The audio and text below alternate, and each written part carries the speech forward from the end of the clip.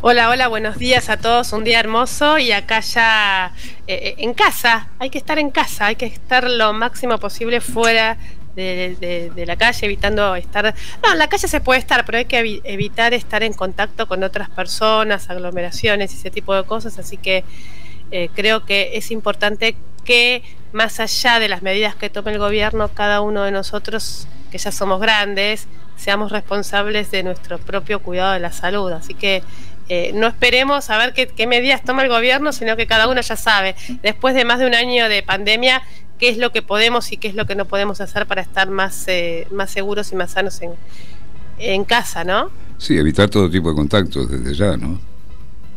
Sí, así que comenzó la segunda ola, está complicado el tema a nivel hospitalario, así que a lo largo de este programa vamos a estar hablando acerca de este tema, porque afortunadamente la tecnología aparece como aliada, ya que creció exponencialmente el uso de videoconsulta médica. Esto fue el año pasado, así que vamos a hablar un poco de qué podemos hacer este año frente a esta situación, porque lógicamente uno se cuida un montón, pero tenemos otros motivos por los cuales tenemos que ir a los médicos. Entonces, bueno, ¿cómo manejar esta situación, no? Yo por lo pronto a mis hijos les digo, no se lastimen, que no les pase nada, cuídense, porque no podemos ir a una guardia a hacer una sutura, digamos. Hay que tratar de evitar todo este tipo de incidentes.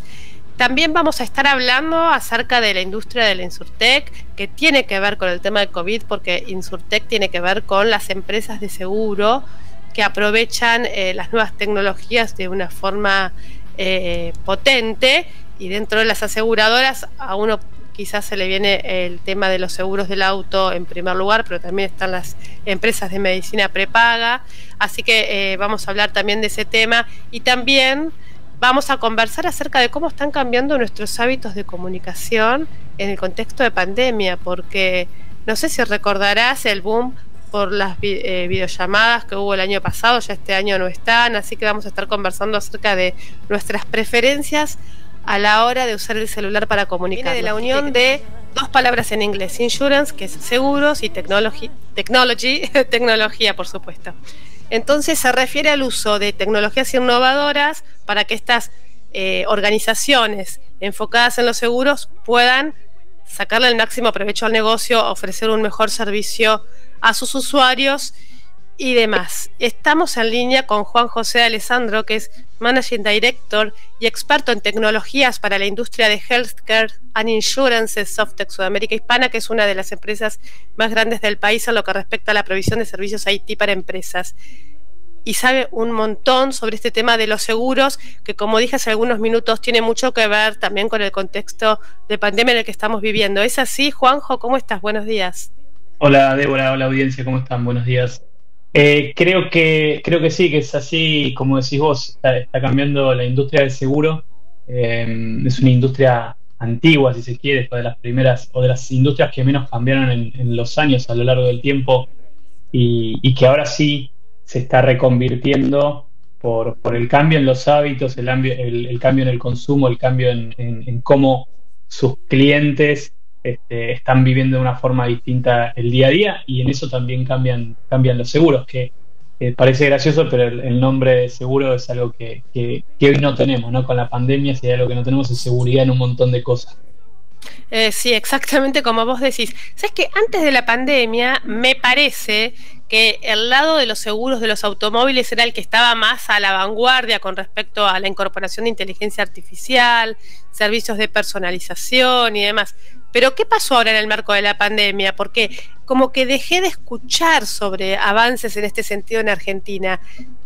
Sí, hubo una reconversión, sobre todo porque también se reconvirtió el hábito, y voy a decir muchas veces la palabra hábito porque es la forma en la que podemos sintetizar que nos cambió la vida de alguna forma. El último año de pandemia seguramente todos nosotros dejamos de utilizar el auto, lo utilizamos mucho menos que antes, por lo cual existe un cambio en nuestro hábito, dejamos de usar el auto, por lo cual las empresas de seguros grandes por lo general cubren más de un seguro, no solamente autos, sino seguros de vida, seguros de salud, seguros patrimoniales, seguros de hogar.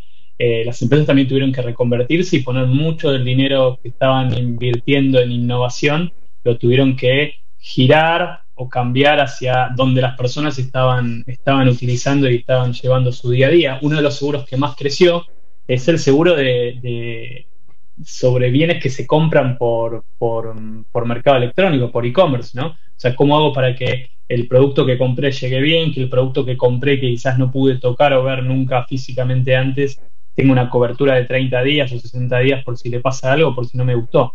Y eso deja de lado un poco los seguros sobre bienes de mayor valor, que también tiene que ver, Débora, con el cambio en el consumo que tienen las nuevas generaciones, ¿no?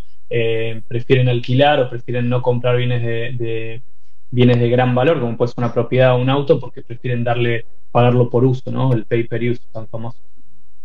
Exactamente, pero a nosotros como consumidores, ¿nos debería importar qué uso hacen las aseguradoras de la tecnología, o para nosotros eso es indistinto? Porque por lo general, tradicionalmente, los seguros, al igual que lo que pasa con los bancos, uno se inclina por la cantidad de sucursales o por la afinidad con la persona que te viene a, ¿cómo se llama? La persona que te viene a traer el papelito de que pagaste. Sí, el agente, el broker. Exacto. Sí, bueno, fíjate cómo cambió también hoy. ¿Cuántos de nosotros vamos a un cajero o nos interesa el cajero en sí, sino que vemos nuestra cuenta o el saldo de nuestra cuenta en un píxel en el teléfono? Cuando hablamos de ámbito, el ámbito o el cambio en nuestros hábitos, ¿no? Cómo fueron cambiando, también tiene que ver con que cambió el paradigma de los seguros. El seguro de por sí mismo, el paradigma que existiera no había una relación de ganar entre el asegurado y la aseguradora, ¿no? O sea, uno sentía que estaba pagando todos los meses un valor, tenía una cobertura, y que cuando tenía algún siniestro o algún problema con lo que fuera, con tu casa, con tu auto, tenías que pelearte con la aseguradora para que te lo cubriera. Ese era el paradigma, ¿no? Era como casi que eran rivales. Y la tecnología viene a cubrir un poco ese gap que existe, y para que dejen de verse como rivales, sino que haya un ganar-ganar. Es decir, si vos utilizás, o sea, tenés menos siniestralidad en tu auto y yo te voy a cobrar menos para darte un seguro sobre ese bien. Entonces, cambió el paradigma de uso del seguro, cambió la forma, y también con esto de Big Data, inteligencia artificial y demás, el hecho de que yo pueda estar midiendo millones de usuarios en mi aseguradora, millones de clientes, para ver cuáles son sus hábitos de comportamiento, y en función de eso cobrarle menos. No me da lo mismo si Débora cruza en rojo los semáforos y tiene 10.000 multas, o si utiliza el auto todo el día, que si lo deja en el garaje de su casa y lo saca los fines de semana. No deberías por qué pagar lo mismo que otro. Claro, pero ¿por qué todavía eso no sucede? ¿Por qué yo pago la misma cuota de mi medicina prepaga que una persona que fuma 2 atados de cigarrillos por día? ¿O porque yo pago el mismo seguro del auto que uno que corre picadas por la General Paz? Hay dos puntos ahí. Uno tiene que ver con cuánto nos interesa a nosotros, o cuánto nos informamos como usuarios para utilizar un seguro o el otro. El hecho de que el pago por uso o el pago por comportamiento que tienen ya aseguradoras a nivel mundial en otros países es porque quizás acá no nos interese tanto, ¿no? Y vayamos directamente al precio, cuando en realidad lo que te puede proponer una aseguradora es: mira, en el tiempo vas a pagar menos, o vas a pagar menos los siguientes 6 meses, porque si realmente utilizás el auto como vos decís que lo utilizás, en el tiempo vas a pagar menos. Ahora, lo que tiene que ver con salud, sobre todo, Débora, hay temas legales, ¿no? Que todavía no están las leyes para que yo pueda cobrarte más por el hecho de que fumes, porque en realidad así está visto por la ley. Es decir, no es que vos vas a pagar menos porque no fumas. La ley entiende que alguien va a pagar más porque sí fuma. Entonces, hasta que esa parte de la ley no esté o no tenga la flexibilidad para hacer entender que las aseguradoras, las aplicaciones de las aseguradoras o de las empresas de medicina prepaga pueden ayudar a tener hábitos más sanos, y que con esos hábitos más sanos todos, la salud pública y privada, gaste menos, no va a cambiar. ¿Qué podríamos mirar nosotros, los consumidores comunes, al momento de seleccionar nuestra próxima empresa de seguros? Porque me imagino que podés dar algunas pistas. Debe haber empresas que están más avanzadas en lo que es tecnología, que avanzan. Sí, lo que uno puede mirar, Débora, respecto al momento de comprar o cambiar de empresa aseguradora es qué uso le voy a dar al seguro. Puedo comparar precios. Hay más de una página en internet que me compara precios de pólizas. Está saliendo al mercado, porque nosotros estamos acompañándolos, una página que compara esa parte que es tan aburrida de leer, que son las condiciones y las cláusulas particulares y generales de un seguro, ¿no? O sea, te ayuda a comparar eso de si mi seguro de hogar me va a pagar las llaves en el caso de que las pierda, o si en el auto me reponen o me pagan un hotel si mi auto se quedó en un lugar lejos de mi casa. Hay páginas que ya te ayudan a hacer esa comparación y es muy fácil encontrarlas en un par de búsquedas en Google. Pero también ver qué aplicación tiene, ¿sí? ¿Qué aplicación tiene para mí mi teléfono? ¿Cómo va a ser la resolución de un siniestro en caso de que lo tenga? Si tengo alguna ventaja en el hecho de tener un consumo prudente del bien que estoy asegurando. Y esas preguntas, hacérselas a estos agentes o a los brokers, también nos va a ayudar a nosotros a entender un poco más el negocio y en definitiva a pagar menos, porque como decías vos, terminamos pagando todos más seguros porque hay mucha gente, no diría mucha gente, un porcentaje de la población que maneja mal, entonces todos tenemos que pagar más porque esa persona tiene más siniestros que nosotros. ¿Cómo están las aseguradoras nacionales en lo que es el aprovechamiento de inteligencia artificial, Big Data, Data Analytics y este tipo de tecnologías y disciplinas en comparación con los países más avanzados? Te diría que no estamos, que el mercado argentino no está tan lejos en términos del uso que se le da. Hay algunos casos particulares de empresas. Hay una empresa muy interesante para la audiencia que quiera googlear, una empresa de Estados Unidos que se llama Lemonade, que es una aseguradora que nació como una insurtech, que decías el término al principio, nació como una insurtech, nació como una empresa mezcla de personas de tecnología y de seguros, en donde se van formando comunidades de asegurados, y en el caso de que esa comunidad de asegurados, que puede ser un grupo de amigos, personas que viven en un barrio, personas que se conocen ahí mismo en la aplicación, si esa comunidad tiene menos gasto de siniestros que el que se esperaba, se les devuelve parte del dinero y otra parte del dinero se dona a una obra de beneficencia. Entonces, esta aplicación, que además es muy simple, hay un video en internet donde ellos muestran que en menos de 6 segundos terminan de pagar un siniestro. O sea, la inteligencia artificial ahí busca datos y decide en función de quién sos, cuál fue tu comportamiento y cosas que puedo encontrar en internet, si te tengo que pagar o no un siniestro que tuviste. Pero no tenés que llenar un formulario, no tenés que hablar, no tenés que llamar para ver si está el pago. Directamente te lo acreditan en tu cuenta. En este caso lo mostraron en menos de 6 segundos, podrían definir eso. Obviamente que no es tan sencillo para aseguradoras grandes y aseguradoras históricas en el país hacer este cambio tan rápido, ¿no? De pasar de ser una empresa tradicional a meter en el directorio de esa empresa palabras como Machine Learning, Inteligencia Artificial y Big Data, pero sí que las aseguradoras, y te lo puedo asegurar porque muchas de ellas, sino la totalidad del top 10 o top 20 de aseguradoras en Argentina, están pasando por procesos de transformación digital o ya los vivieron, y eso también les permite ser más flexibles, ¿no? con el asegurador. ¿Qué quiere decir ser más flexible? No es tan sencillo para una aseguradora, no importa qué sistema se estén utilizando, sacar un nuevo producto, ¿sí? Cubrir un nuevo producto que antes no cubrían, o atender al cliente teniendo una visión 360 grados, que es decir, si vos, Débora, me compras el seguro del auto, el seguro de tu hogar, el seguro de accidentes de riesgo de trabajo, lo que fuera, muchas empresas no estaban viéndote como una sola asegurada, sino que te iban viendo como distintas personas que tenían distintos seguros. Así que hay un avance, estamos mejor que el promedio de los países de Latinoamérica, sin dudas. Hay una inversión grande, pero bueno, siempre hay empresas que se destacan, ¿no? Afuera. Y se puede, o sea, una empresa nacional de acá que tiene como referencia a esta que mencionaste vos, puede incorporar esa tecnología de punta, están los profesionales, están las condiciones y hay plata para poder avanzar así. Sí, quizás el problema que tienen las aseguradoras grandes, de nuevo, es que la toma de decisión en una empresa de seguros es lenta porque las empresas de seguros van a lo seguro, ¿sí? O sea, están desde el nombre eso, y hay una aversión al riesgo muy grande, pero también se están dando cuenta. De hecho, perdóname que te interrumpa, pero para no cometer estos mismos vicios, algunas han creado como de forma independiente su aseguradora digital. Exactamente. A un costado, digamos.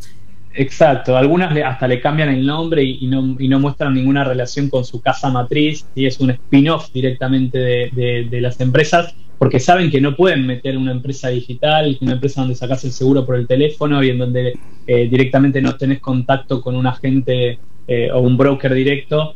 Entonces, toda esa dinámica nueva no puede entrar en un proceso, digamos, viejo, que es el que tienen las aseguradoras tradicionales. Débora, lo cierto también es que, sí. Débora, disculpame, tenemos mensajes de WhatsApp para los mensajes 1155 77 1192, 1155 77 1192. Fabiola del centro pregunta, ¿es seguro todo esto? Me toca contestar que sí, diría que es más seguro que muchas de las otras informaciones que compartimos en Internet de forma gratuita. Quizás uno de los problemas que hay y donde las leyes, de nuevo, los países tienen que garantizar que la información que uno carga en estas aplicaciones no sean de la empresa donde yo estoy utilizando, no sea de la prepaga que me cubre a mí, no sea de la aseguradora que tiene el seguro de mi auto, sino que sea información que sea mía, propia, de Juan José. Y cuando yo me cambio de aseguradora, me cambio de empresa de medicina prepaga, venga conmigo y la empresa tenga que borrarla de sus sistemas, ¿no? Porque ahí está el riesgo, que un tercero sepa cuál fue mi historia clínica sin yo permitirle verla, ¿sí? Quizás ahí está el mayor riesgo, contestando a la pregunta. Adelante, Débora.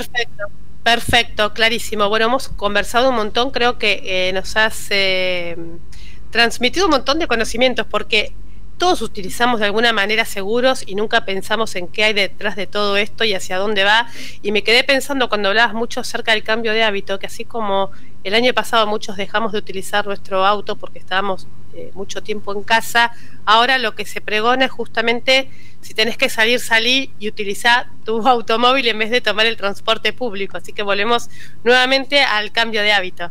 Exacto, sí, y muchas de las empresas de seguros y que te venden seguros digitales o las viejas aseguradoras ya te proponen, por ejemplo, que un día a la noche, en la vieja normalidad en donde se podía salir un fin de semana, te proponían que si habías tomado de más, ellos te pagaban el Uber o el transporte público o el taxi a tu casa de vuelta para que no manejes en estado de ebriedad o con alguna copa de más. Entonces, fíjate cómo la aplicación misma te propone que cambies el hábito de llevar el auto, que si lo llevaste lo dejes, te vuelvas en taxi y te paga el taxi de vuelta para el otro día también, porque a la aseguradora le sale más barato el pago de ese viaje, de ese traslado tuyo, que tener que pagar un siniestro que podés tener. Exactamente. Un placer hablar con vos, Juan José D'Alessandro, Managing Director. El tema del cual vamos a hablar ahora es, obviamente, la segunda ola de esta pandemia que ya está entre nosotros y tenemos que cuidarnos mucho. Y como pacientes tenemos que seguir yendo al médico, no podemos descuidar toda nuestra salud, más allá de que al mismo tiempo tenemos que cuidarnos de esquivar al virus del COVID-19, así que me pareció súper oportuno conversar con el doctor Sergio Montenegro. Él es especialista en medicina familiar y también es fundador de Integrando Salud, que es una plataforma de herramientas digitales para médicos y pacientes. Sergio, buenos días, ¿cómo estás? Hola Débora, buenos días. Muchas gracias por tu invitación al programa. Espero que estén muy bien. Antes que nada, porque en la tele, en los noticieros siempre mencionan cómo está la ocupación acá en Ciudad de Buenos Aires, pero sé que vos estás en Posadas. Contanos cómo está allá la situación. La verdad que acá en la provincia empezamos a sentir la presencia de la segunda ola. Empezamos a manejar pacientes en consultorio que por ahí necesitan internación y nos encontramos con toda la dificultad logística de realmente movernos bastante para poder encontrar una cama. Es decir, que se empieza a sentir, por decirlo, esa saturación del sistema de salud y de justamente la necesidad de más espacios para poder internar a los pacientes más graves. Así que te diría que en la provincia también, quizás no tanto como en capital, pero también empezamos a tener una sobreocupación de camas. Con respecto a cualquier otra patología que podemos tener como pacientes, ¿qué hacemos? ¿Vamos a un médico de forma presencial o nos inclinamos por la videoconsulta médica? Por ejemplo, si tenemos que ir a un dermatólogo, pediatra, gastroenterólogo o lo que sea, ¿qué recomendás? Y el impacto de la pandemia, la verdad que va a continuar durante todo este año y probablemente durante el próximo año también. Así que es como que si uno está esperando que pase esto, es como que todavía falta un tiempo y la continuación, o sea, la atención médica debe continuar. La verdad que durante el inicio de la pandemia hubo un aumento exponencial de casi más de 1000% en lo que se refiere al uso de la telemedicina y específicamente las videoconsultas, y por ahí no creemos que eso vuelva a sus valores pre-pandemia. Ya ahora la diferencia vendría a ser a cuando empezó la pandemia es que tanto los médicos como los pacientes tuvieron sus primeras experiencias, ya la mayoría tuvo algún contacto médico a través de videoconsulta y ya ahora confían en esta nueva herramienta y en muchos casos ¿sí? se transformó para algunos en su modalidad de atención preferida. Hoy la verdad que hay muchísimas más opciones de atención virtual y la verdad que hoy uno puede encontrar todo tipo de respuestas para un montón de motivos de consulta. Así que hoy, idealmente, sigue siendo la recomendación de tratar de evitar la exposición al virus y si es posible, si la patología lo permite, si el caso lo permite y si están dadas las condiciones y hay oferta, está bueno que la atención sea virtual. Decís que la videoconsulta creció en más de 1000% el año pasado y me pregunto entonces si ya hay una masa crítica de profesionales de la salud interesantes como para que los pacientes podamos elegir entre A, B, C, D, o si todavía hay muchos médicos que se resisten a implementar esta metodología de atención. Sí, la verdad que el aumento en la cantidad de profesionales que ahora tienen un porcentaje de sus horarios semanales dedicados a la atención virtual aumentó muchísimo, sobre todo en el nivel privado, y yo creo que deben quedar pocos profesionales que todavía no se están subiendo a la ola de la tecnología. Creo que hoy lo que sería la transformación digital de los consultorios médicos, ¿no es cierto?, de las instituciones de salud ya no es una opción, sino que es una necesidad. Y el sector de la salud lo está entendiendo y está implementando y avanzando en ese tema. Hoy los mismos pacientes lo exigen, así que las instituciones lo están entendiendo y el que todavía no implementó alguna modalidad, alguna mejora, está en proceso de... Vos hace años que atendés a través de videoconsulta y en este sentido quisiera preguntarte cuáles son los errores frecuentes que cometemos los pacientes en el momento de la videoconsulta como para avivarnos y empezar a evitarlos, ¿no? Y así optimizar este encuentro entre médico y paciente. La verdad que entre los errores por ahí no percatarse de tener una conexión adecuada, de ponerse al lado del módem, por decirlo con el teléfono, como para asegurar de tener una buena conexión. Por otro lado, entender el timing que hay que tener, ¿no es cierto?, en las entrevistas, como para esperar que uno termine de hablar. Entonces el otro es un pequeño entrenamiento que uno debe tener como para que la consulta se realice lo más ordenadamente posible. La verdad que tener una opinión médica en línea es súper importante. A veces cuando la conexión, por ejemplo, es deficiente, apagar la cámara para priorizar ese ancho de banda y optimizar el audio, bueno, es una buena práctica también como para mejorar esa interacción, ¿no es cierto?, durante esa videoconsulta.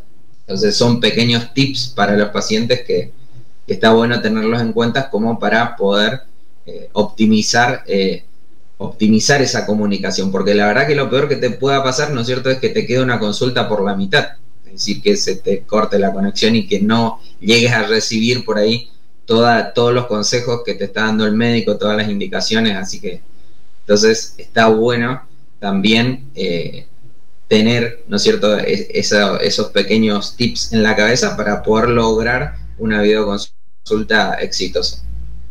Hace 2 semanas aproximadamente entrevistaba también a un experto acerca de las plataformas educativas, ¿no? Que están los colegios que utilizan las plataformas especialmente diseñadas para la instancia de aprendizaje, y están los que te manejan la clase a través de grupos en Facebook o por WhatsApp. Lo mismo yo veo que se traslada en lo que es la práctica médica. Tenés al médico que tiene historia clínica electrónica o todo un sistema de videollamada preparado para la instancia de la videoconsulta, y está también el médico que te llama a través de la videollamada de WhatsApp. ¿A los pacientes nos debería importar esto? La verdad que esto hay que pensar que vino para quedarse, y es importante entender que estas consultas estamos tratando de que sea lo más parecida a la consulta presencial, y en todo este tipo de intercambios hay información valiosa que se intercambia. Es decir, es importante dejar el registro de lo que yo te indiqué en esta llamada, en qué fecha fue y demás. Muchas veces hacerlo fuera de una plataforma específicamente diseñada hace que esa información quede, ¿no es cierto?, quede en una plataforma externa, que a veces se borra, se cuelga, te roban el teléfono, se rompe, y se pierde esa información médica que podría quedar en tu historia clínica. Y entonces es muy importante que uno trate de hacerlo a través de una plataforma segura, y que a su vez yo, cuando quiera gestionarme un turno, también lo pueda hacer. Es decir, que yo lo puedo hacer un día a la madrugada, a la noche, un fin de semana, que pueda sacar turno con mi médico cuando yo lo desee, en el horario que requiero. Entonces, aquellos que por ahí tienen, ¿no es cierto?, toda esta plataforma preparada, la verdad que tiene muchos más beneficios para los pacientes. Es decir, que tenga agenda virtual, que permita pagos online, que tenga recordatorio de los turnos por WhatsApp, hace, ¿no es cierto?, que toda esta experiencia sea lo más parecida a una consulta presencial. Así que es un poco, ¿no es cierto?, lo que está ocurriendo en otras industrias, el comercio online y demás. O sea que cada vez es mejor. Bueno, en la parte de salud también deberíamos tender a entender que todo esto debería ser ágil, eficiente, rápido. Ya conocemos la videoconsulta, el sistema de turnos online y también la receta electrónica. ¿Qué innovaciones podemos esperar para este año? Y la verdad que hay que seguir innovando en la experiencia, mejorando, ¿no es cierto?, otros tipos de intercambios que puedan haber, no solamente que se puedan hacer estas consultas sincrónicas, sino también asincrónicas, que se puedan hacer consultas por WhatsApp, por ejemplo, que los pedidos de estudios también se puedan digitalizar. Esas son las innovaciones, y nosotros, por ejemplo, como empresa que nos dedicamos a brindar este tipo de herramientas, poder aprender de toda esta información que se va registrando para dar experiencias más personalizadas, ¿sí? Es decir, que haya respuestas más acorde a las necesidades de cada paciente. Así que en eso nos vamos a enfocar básicamente este año, ¿no es cierto?, en mejorar la experiencia y optimizar el uso de los datos para brindar experiencias más personalizadas. Perfecto, muchísimas gracias, Sergio Montenegro, médico especialista en medicina familiar y CEO de Integrando Salud. Bueno, muchas gracias a ustedes por la invitación y que tengan buena mañana. Seguimos aquí en Red con Débora Slotnitzky como cada lunes, y esta noticia que estamos conociendo, Débora, lo que hablábamos de la importancia de los celulares y todo, ¿no? Ahora Google les pedirá a sus usuarios que dejen de mirar el celular mientras caminan con una aplicación. Sí, cada vez las marcas están enfocadas en cuidar un poco a sus usuarios del tema de la adicción a Internet, de también hábitos que tenemos que son peligrosos, como por ejemplo caminar con el celular o manejar también con el celular. Hay celulares que desde hace ya muchos años tienen la función de manejo, entonces vos apretás ese botón y ya no recibís notificaciones para poder concentrarte en lo que sucede cuando estás frente al volante. Sí, esto es para Android. Google introduce en Bienestar Digital esta herramienta que está incorporada en Android, es Mira al Frente o Heads Up. Cuando se activa, le envía a los usuarios recordatorios para que aparten su mirada del teléfono mientras se desplazan por la calle. Esto además, claro que sí, está conectado con GPS, ¿no? Y en relación a esto, hoy a la mañana estaba leyendo un paper, una investigación de la consultora Global Web Index, que es un sondeo que hicieron a nivel mundial, en el cual encontraron que el 22% de los millennials, que son las personas nacidas entre 1980 y el año 2000 más o menos, están utilizando cada vez menos las redes sociales. Aunque les encantan las redes sociales, están tratando de medir el tiempo que pasan en estas plataformas porque reconocen que utilizarlas les causa ansiedad y les quita tiempo para dedicarle a otras actividades, con lo cual es una noticia bastante reveladora. Es como que hemos llegado a un punto máximo en lo que es la utilización de los canales digitales. Estamos empezando a tomar un poco de conciencia respecto a que hay que ponerle límites al asunto. Sí, estábamos hablando de los cambios de hábito, ¿no? Antes manejábamos más, después nos sacamos más el auto, ahora la idea es que salgamos con el transporte público, después en la mitad del programa hablamos acerca de los cambios de hábito al momento de tener una consulta con un médico, del consultorio a la videoconsulta, y también hay cambios de hábitos al momento de usar nuestro celular para comunicarnos con otras personas, y de eso vamos a hablar ahora, y para eso tengo al experto Enrique Carrier, titular de la consultora Carrier y Asociados, en línea con nosotros, y se me ocurrió consultarlo por lo siguiente: un estudio realizado por la Universidad de Chicago en Estados Unidos para entender cuál es el nivel de conexión que sentimos con los demás según el medio de comunicación elegido, determinó que, lógicamente, a través de la voz nos comunicamos mejor porque hay entonación, hay silencios, hay un montón de cosas que enriquecen el mensaje. Sin embargo, estamos prefiriendo chatear en vez de hablar, y de hecho muchas personas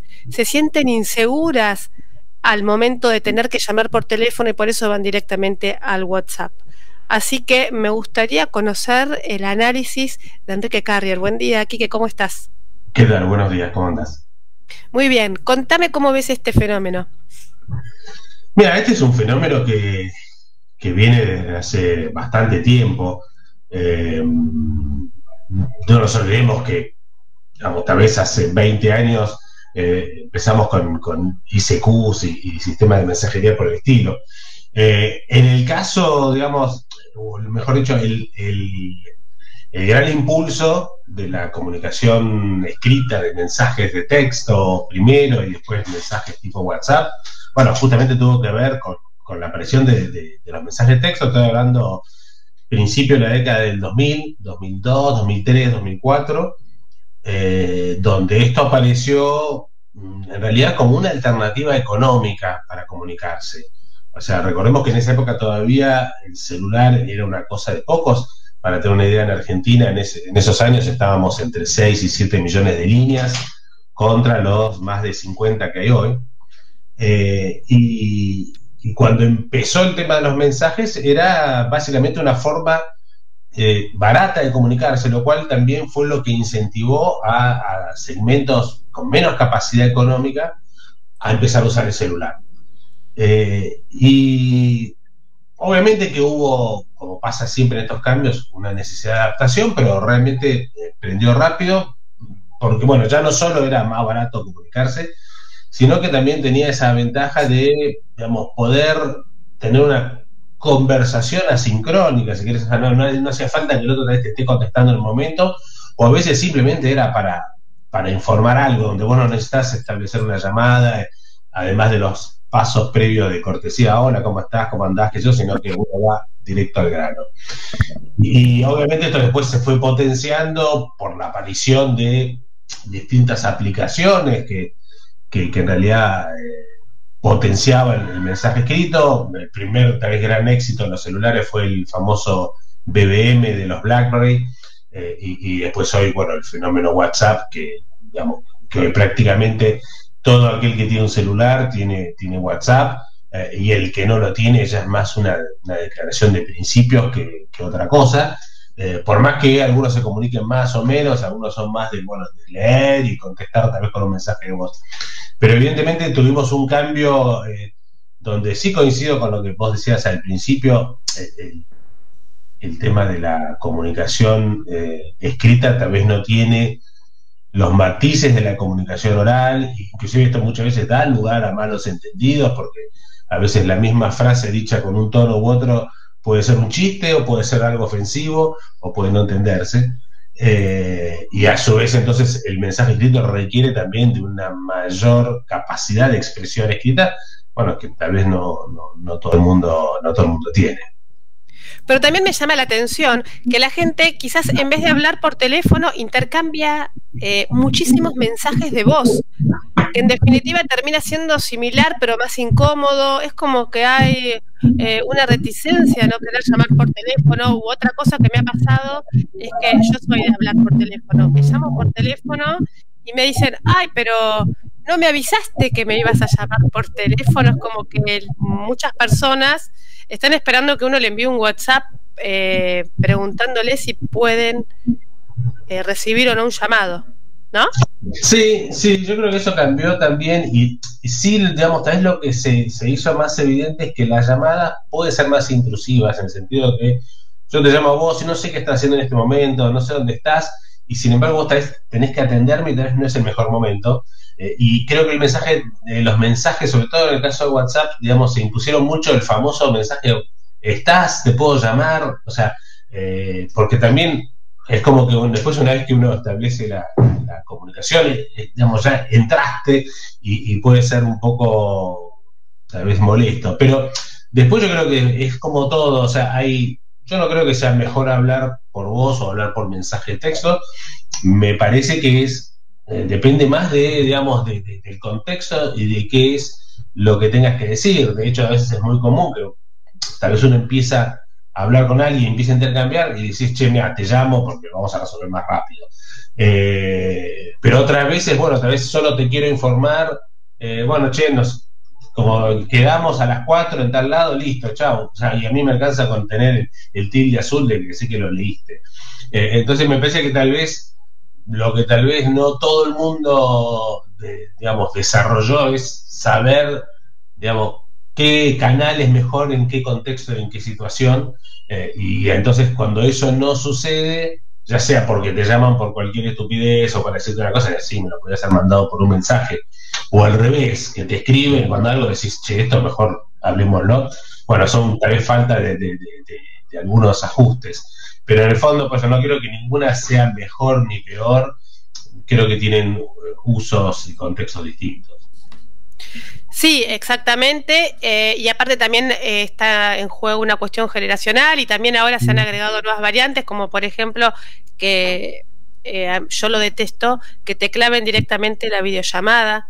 Eso es bueno, el reinado de la intrusividad, digamos, ¿no? Claro, bueno, es que eso es peor que un llamado porque encima te vende, entonces no sé, te estaba baneando o qué sé yo, y obviamente no querés, digamos, mostrarte como estás en ese momento, porque nadie sabe en qué situación estás también. O sea, pues todavía uno con la voz, bueno, en algunas circunstancias no, pero en otras, bueno, pasa, puede no saber qué estás haciendo, pero ya una videollamada sí es muy intrusiva, y claramente, digamos, generalmente no es el tipo de llamada que uno contesta así de improviso, salvo que sea una persona muy particular o alguien del exterior, etcétera.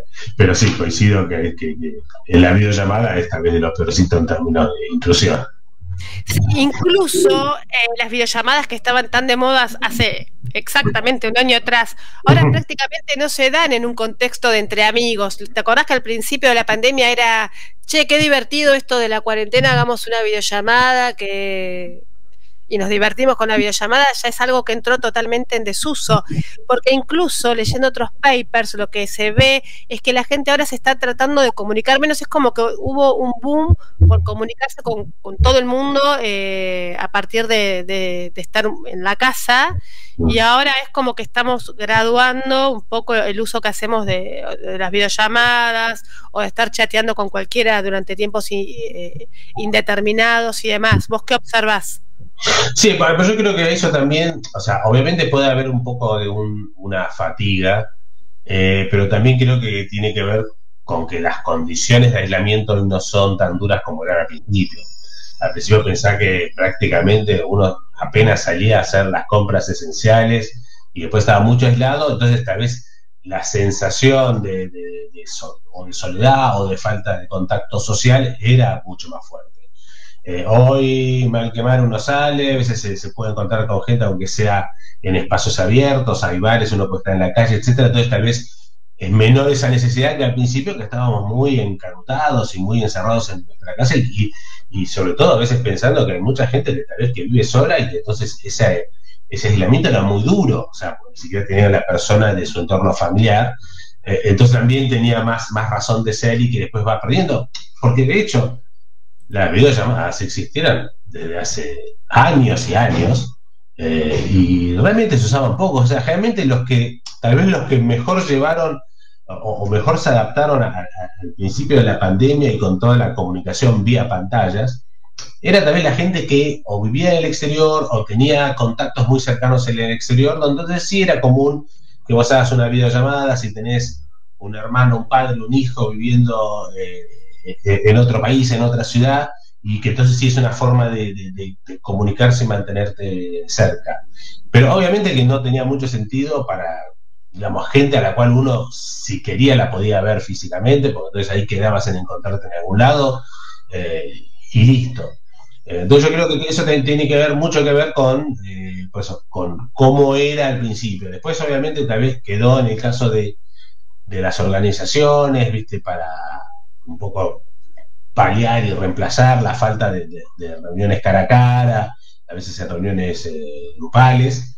Pero bueno, creo que digamos, tuvimos un pico que no va a ser el piso. Yo creo que cuando esto pues retome algún día la normalidad, bueno, quedará nuevamente tal vez para comunicaciones de gente que no está cerca físicamente y que tal vez esa es la única forma, y no para reunirte con amigos que en la situación normal te juntás en la casa de alguien o se van a un bar y se toman una cerveza.